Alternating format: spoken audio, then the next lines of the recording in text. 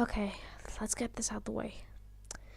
Despite what I thought at the start, Sonic Forces is not as good as I thought it was.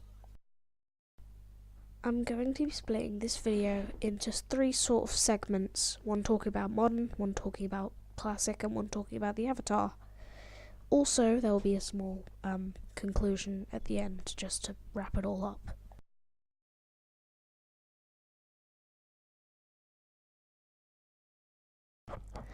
Okay, modern Sonic is probably the least broken of the three characters, and that's definitely saying something because modern Sonic is broken. The boost physics, which I think originated in Sonic Rush or 06, one of the two, while they function decently, one thing they don't function very well in is 2D platforming segments. And that's the problem with modern Sonic. Unlike what they've done in games like Unleashed, or Colors, or Generations, where they had mostly 3D and little hints of 2D here and there to break up the speed and stop levels from being done in 5 seconds, Sonic Forces is like, psh, nah, we'll just make it a boost to win and have tons of 2D to slow it down. Here's an interesting fact. Excluding the sections with boss fights, I think there's only 14 minutes of 3D where you control modern Sonic. Either that or it was modern Sonic and the Avatar. I honestly couldn't remember. Just hearing that fact and realizing it's a 3-hour game, it's kind of upsetting actually. But honestly, it doesn't really matter. Alright, let's just get to the meat and bone of it. Modern Sonic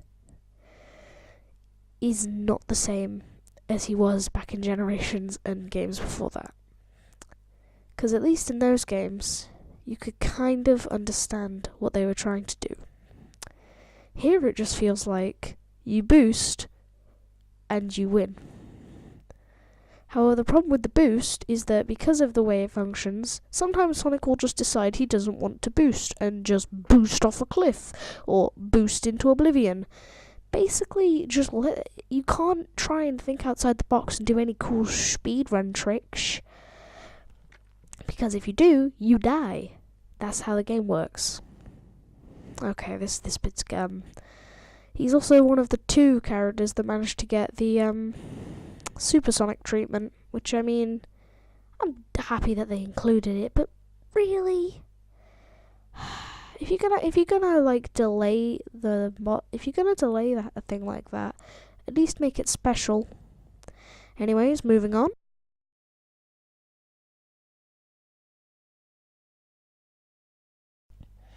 Going from the least broken to the most broken, it's your boy, Classic Sonic. Apparently Sonic Mania wasn't enough for him because now he's back. But now he's Sonicer. Basically, just imagine Generation Sonic. If you can't imagine that, imagine Mania Sonic. Just imagine either of the classic Sonics that have appeared in the modern era. Just the modern era. Just imagine both games were classic. All games were classic Sonic have appeared. You know how they felt fine, they controlled fine. Yeah, well, Sonic Forces decides, hey, how about we don't do that? We take classic Sonic and we yeet him out the window. That's basically how it feels to play classic Sonic. As you can tell, it's not the most fun because classic Sonic's stages are like a breath of... It's like a breath of chloroform. They're just terrible. It just makes you feel sick. Because classic Sonic really doesn't need to be in this game. Because modern Sonic and the Avatar already have enough of these things. And Sonic Mania also came out this year. Literally, all they had to do was copy over the Mania physics and give it some fancy schmancy new graphics. And nobody would have been upset. They shoehorned Classic in because they're terrified of putting modern Sonic in a game on his own after the boom in 06. Classic Sonic's controls are kind of like trying to pilot a plane when your hands are plastic. It'll be like Yuxart trying to fly a plane. The chances of it actually working are about the same chances of, well, somebody actually liking Yuxart's story, unironically. Anyways, that was a joke. Don't comment in the comments. Yeah, but basically, right. So, classic Sonic just feels like you're trying to fight the game with him. It's torture. It's pain, eternal suffering. It doesn't help that they made it, that his story involves Tails.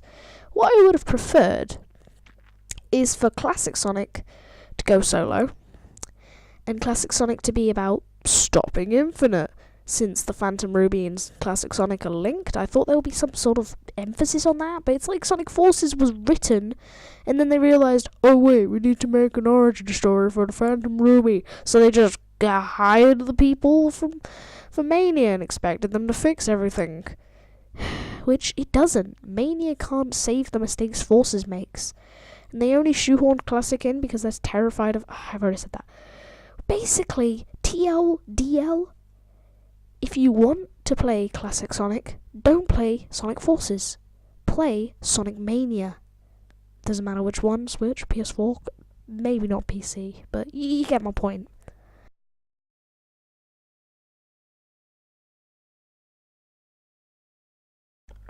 Moving on from arguably Sonic Forces' weakest point, we go to its strongest point, the Avatar. So I guess for Sonic's 25th birthday, they decided it would be a great idea to appeal to all those strange people who draw deviant art characters that... Now, as somebody who's tried to make a Sonic OC in the past, let me tell you, it is a strange thing. The entire concept of the Avatar in Sonic Forces is actually a quite interesting one, because if Sonic Mania is to appeal to the old fans, why not appeal to a slightly more questionable part of the fan base in the form of the Avatar? Now here's a strange fact. The Avatar is probably the most fleshed out thing in the whole game. The Avatar most likely took priority throughout the whole thing. He's kind of the, he's a bit of a Gary Sue, Mary Sue, whatever you want to call it. Basically, the Avatar is basically just sort of a perfect figure. You can't do anything to it. It's just like, oh, hey, the Avatar. Because where classic Sonic's broken and modern Sonic just can't be bothered, the Avatar actually feels like somebody wanted to make this in a game.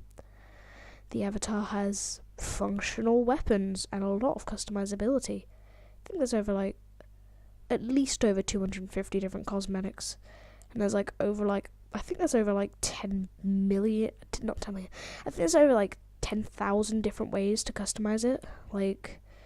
There's more than 10,000 combinations, I'm pretty sure, which is pretty neato. And hey, they even appealed to the memes in the form of the fact that they gave you a Sonic t-shirt. Now, I'm not saying that the Avatar gets rid of all of Sonic Forces' other flaws, but it's enough to make you be like, oh, neat, that's cool. Not to mention the fact that the Avatar is surprisingly fun to play as. Whoa! He feels right at home in most other games, and honestly, I don't see the backlash about him being that bad of a thing. The Avatar probably redeems this game ever so slightly. And now for some of the cringy Avatar characters I made. This is Mousy. He appeared in the Sonic Forces streams. His backstory is the edgy one. He's a cyborg. Ooh, never been done before. Whoa. And then that's Porter. I think I gave him that name because he's got the void gun and he can teleport. Really, he was my second choice, and he's actually, I like him quite a lot. And then this thing, one of my friends made it during a share play, and I can't be bothered to delete it in case he wants to share play the game again.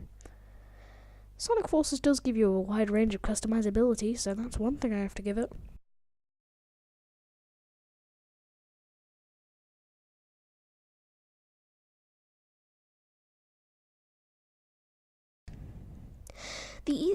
A way of describing Sonic Forces is, imagine the daytime stages from Sonic Unleashed, Sonic Unleashed, mashed up with the bugginess of Sonic 06 and Boom, mashed up with the lackluster storytelling of Sonic Lost World, mashed up with the character, so mashed up with DeviantArt, really, mashed up with classic Sonic from any game, really, it doesn't really matter.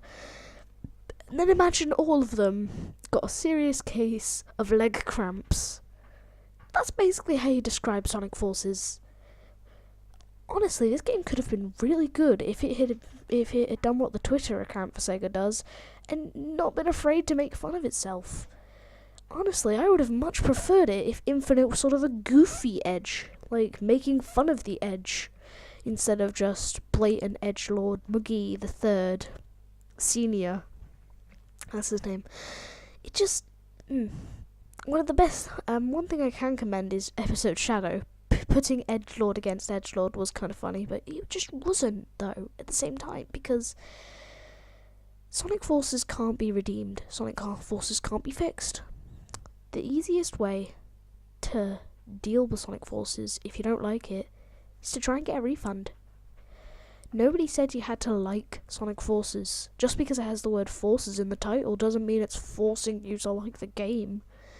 Do what my friend Liam did. Just refund the game and never think about it again. You know who would like this game though? Kids. Little kids. They like a game like this because, well, it's fun, it's got bright colours, and it's got a bit of a cheesy story. So, while Sonic Forces may not be perfect, it definitely isn't another Sonic 06 or Sonic Boom. It's kind of like... It's that lackluster sort of Unleashed, Lost World feel to it. Where it's like, you know there's potential, but there's something in it that causes it to get dragged down. Sonic Lost World is the parkour, Sonic Unleashed is the werehog, and Sonic Forces is classic Sonic and sort of the really weird engine they've gone for. Remember the 06 physics? Well, now they're back, except now somehow they're even worse. Though, I mean, if you've been drawing fanfiction for the past 10 years, I guess it is a good game for you. Sonic Forces is just sort of Sega's way of being like, hey, we know that our fandom is weird. Let's do what Dragon Ball Z did and make a game about it. Because, I mean, let me just point something out. Remember Dragon Ball Xenoverse 1? Remember that came out? Nobody cared that there was customizable characters in that. Then Sonic Forces comes out, and everybody starts flipping out like they've come out with some brand new idea that's going to end the world. If you don't like it, you don't have to play it. Who said you did? It's not forcing you to. You don't have to like it. I kind of went through the 5 stages of grief with this game. I don't know the exact... I can't remember the order, but I was in denial at first. I thought, yeah, this is good. This might be another Generations. Then I went through, was it anger? Was it sadness? I can't. Yeah, I think it was anger. Then I went through anger that I couldn't beat certain parts of the level. Then I went through bargaining, where I was like, maybe the game's good. Maybe they'll add in an episode silver, which lets you get all 7 Chaos Emeralds. Oh boy. Then I went through sadness, realizing that they'll probably give up on 3D Sonic. Now I'm finally at the 5th stage, acceptance. Here's my suggestions, Sega.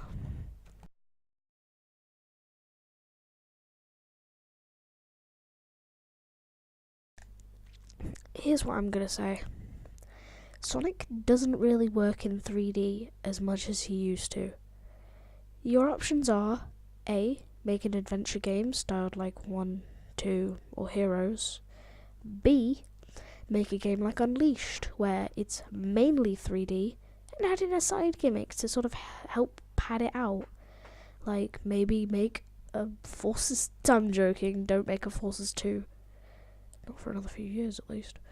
So, here's what I'm going to say. Maybe, if all my other ideas don't work, try going back to the Rush formula. Maybe make a game for the Switch that's following on from the Rush formula.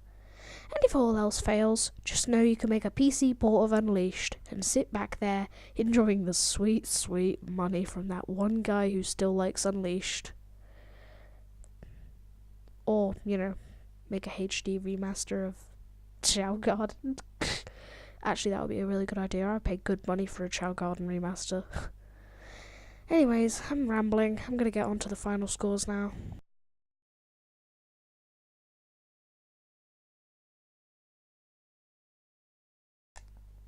Sonic Forces, while not being another Generations and barely even being able to be a Sonic Colors / Unleashed kind of game, still holds up. It may not be the best game, may not be the game we were all expecting, and its story may be more than lackluster, which is why I didn't really mention it, because what story? It's like, oh no, big scary edge man. Anyways, it's got its pros, like the avatar customization. It's got its cons, like the bugs, so many bugs, and classic Sonic. But overall, I mean, it's not the worst Sonic game. 06. Boom. It's not the best Sonic game. Generations. Mania. Adventure 2. Overall, I'm going to give Sonic Forces a 6 out of 10. Because that's the most generous thing I can think of.